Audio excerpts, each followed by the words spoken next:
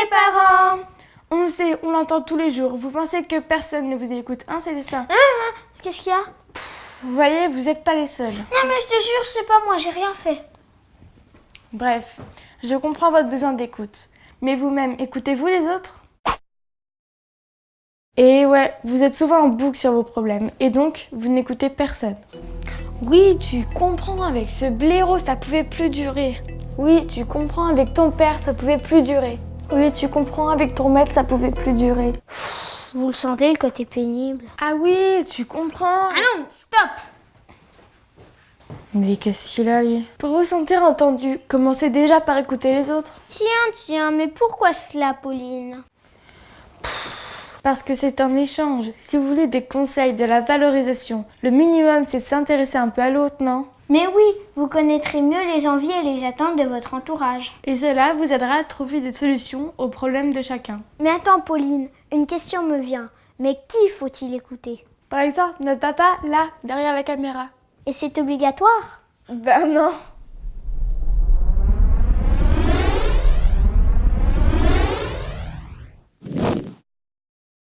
Bah nous pour commencer. Ben oui. Et quand on dit écouter, c'est au sens large. Il faut capter les messages volontaires ou involontaires. Tiens, on va faire un exercice. Mademoiselle Pauline, s'il vous plaît. Oh, détends-toi, Beyoncé. Allez, exemple 1.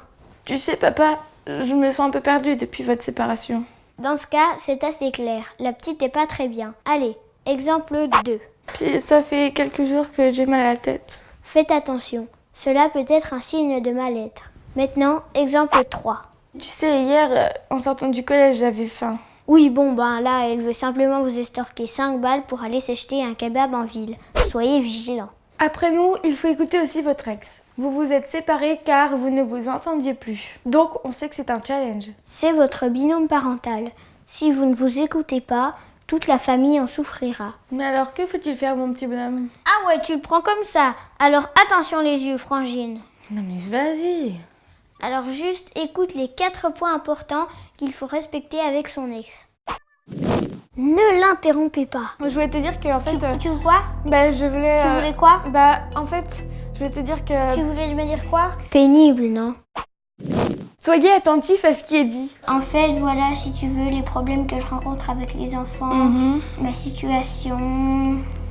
Pénible aussi, ce truc-là. Relancer la conversation. Ah oui, je comprends, mais alors, du coup, comment t'as fait? C'est déjà mieux, hein?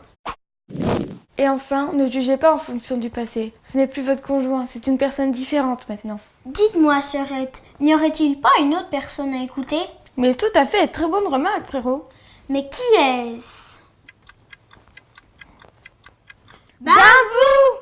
Oh là là, faut vraiment tout expliquer. Et oui, écoutez-vous, on vous l'a déjà dit, c'est important. Si vous ne le faites pas, qui pourra bien le faire à votre place? Voici 3 astuces. Déjà, arrêtez la politique de l'autruche. Perso, moi, elle me fatigue. Et ensuite, cherchez et exprimez les vraies raisons de vos souffrances. Enfin, apprenez à vous occuper de vous. Eh oui! Et comme dirait un philosophe célèbre... Quoi? Chut, écoute. L'écoute de soi et de l'autre est la clé de la réussite d'un divorce. Ouais, ok, pas mal. Mais c'est qui ton philosophe? Aucune idée, je sais pas, mais ça fait classe. Vous voyez, c'est important l'écoute. Quoi?